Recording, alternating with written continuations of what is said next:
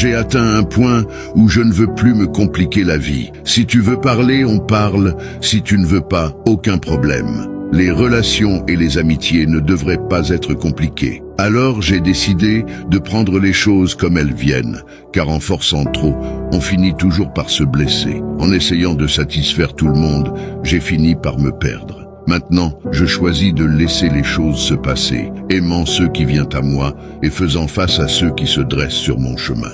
Chaque jour est une nouvelle leçon et chaque moment difficile me fait évoluer. Ce qui doit arriver, arrivera. Et si ce n'est pas le cas, c'est que quelque chose de différent m'était destiné. C'est avec cette mentalité que je continue à avancer, étant prêt pour tout ce que la vie se prépare à mettre sur mon chemin.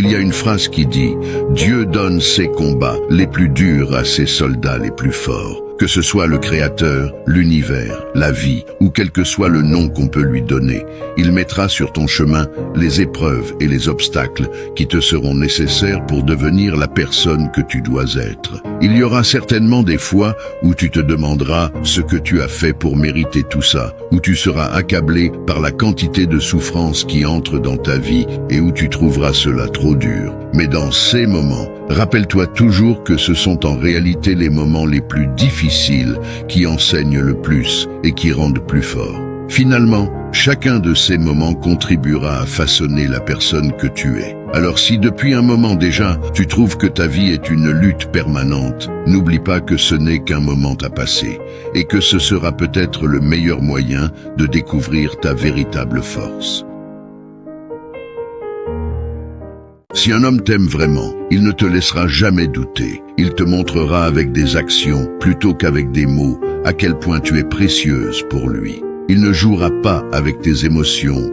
Il ne te fera pas te sentir comme une option facultative, mais comme une priorité. Il ne te demandera pas de changer, mais il t'aimera comme tu es, avec tes points forts et tes points faibles. Il sera là pour toi dans les bons moments, mais aussi et surtout dans les moments où tu en as le plus besoin. Il sera le genre d'homme qui fera tout pour te faire sourire, même dans les jours les plus durs. Il fera de toi une partie essentielle de sa vie, pas un supplément. Alors, ne te contente pas de moins. N'accepte pas les demi-mesures, les promesses qui sonnent faux, les peut-être, parce que tu mérites quelqu'un qui t'aime vraiment, qui te valorise et qui est prêt à faire de tout son possible pour te rendre heureuse. N'oublie jamais que tu es digne d'amour, de respect et de bonheur, et que si un homme t'aime vraiment, il te le fera comprendre chaque jour sans faille. J'ai peut-être beaucoup de défauts, mais au moins je suis conscient d'en avoir. Certains ont beaucoup de défauts, mais ils n'arrivent à voir que ceux des autres. Qu'on se parle tous les jours ou non, je vois très bien qui me motive et qui se préoccupe vraiment de moi. Je sais aussi qui a tendance à parler de moi derrière mon dos et à trouver des rumeurs à répandre sur moi juste pour s'amuser, mais qui sourit quand même en face de moi. Je sais en qui je peux avoir confiance et avec qui je dois être sur mes gardes. Parfois, il est bon d'avoir un malentendu avec les gens. Ça aide à révéler la haine qu'ils dissimulent derrière leur visage souriant. J'ai la mauvaise habitude de continuer à m'occuper des autres, même après qu'ils m'aient blessé plusieurs fois. Maintenant, je choisis de ne plus me prendre la tête. Je laisse venir ceux qui viennent et laisse partir ceux qui s'en vont. À un moment dans notre vie, on atteint un point où on a besoin d'être avec des gens qui ne nous apportent que de la paix. Avec le temps, j'ai réalisé que la seule personne dont j'aurais toujours besoin, c'est moi.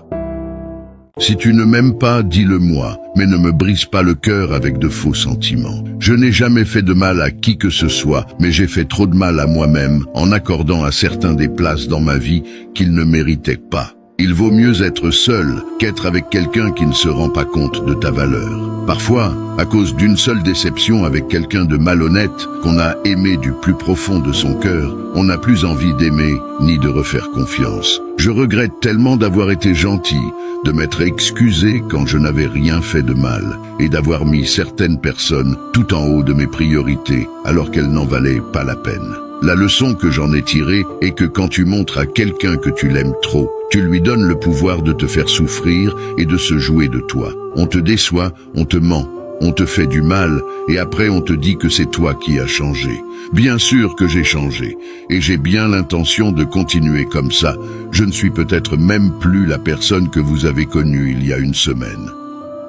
Un homme qui cache la vérité à sa femme pour ne pas qu'elle s'énerve est un homme qui n'a rien compris. Ce que tu fais là n'a aucun sens pour deux raisons très simples. Premièrement, si tu savais que tes actions auraient mis ta femme en colère, je ne comprends pas pourquoi tu les as faites quand même. Deuxièmement, le fait que tu ne lui dises pas l'énerve bien davantage que ton acte en lui-même.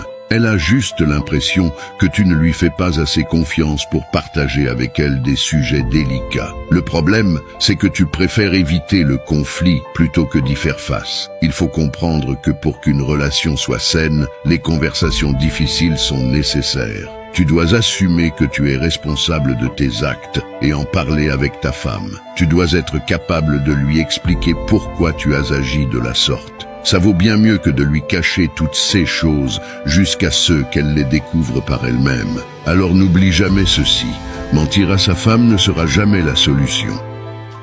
Tu dis à tout le monde qu'elle est toxique, mais j'ai une petite question pour toi, parce que je voudrais être sûr de bien tout comprendre. Elle était toxique avant ou après que tu lui mentes? Elle était toxique avant ou après que tu aies trahi sa confiance? Elle était toxique avant ou après qu'elle t'ait pardonné toutes tes erreurs? Le problème, c'est qu'elle n'est pas toxique. Elle est juste à bout. Tu l'as vidée de toute son énergie, de toute son envie d'avancer, de grandir, et tu t'attends à ce qu'elle reste la même. La vérité, c'est que tu as fait tout ce qu'il fallait pour que cette femme devienne toxique. Tu as adopté tous les comportements qu'il fallait pour qu'elle devienne celle qu'elle est aujourd'hui. Tu as transformé une femme aimante en une femme qui ne pourra plus jamais donner sa confiance à un homme. Alors finalement, qui est vraiment le plus toxique de vous deux, toi ou elle? Rappelle-toi toujours de ceci, avant de crier sur tous les toits qu'elle est toxique, demande-toi pourquoi elle l'est devenue. Si une femme te dit qu'elle a besoin d'attention, ne prends pas ça à la légère. Si une femme te dit qu'elle se sent seule, qu'elle a l'impression que tu l'oublies ou que tu ne lui accordes pas suffisamment de temps, c'est un signal d'alerte et tu dois te réveiller très rapidement. Tu dois absolument l'écouter et faire de tout ton possible pour lui donner ce dont elle a besoin. Le problème, c'est que bien trop d'hommes prennent leur femme pour acquise. Ils en sont arrivés à un point où leur femme n'est plus leur priorité. Ils en sont arrivés à un point où ils croient que leur femme ne partira jamais. Être en couple n'est pas un sprint, c'est un marathon. Tu ne dois pas donner ton maximum au début et trottiner pour le reste de ta vie. Une relation se vit au quotidien et l'amour que tu as pour ta femme doit être reflété chaque jour par tes actions. Pas uniquement celles que tu juges valides, mais aussi les gestes que ta femme chérit. Alors n'oublie jamais ceci, une relation n'est pas un sprint, c'est un marathon.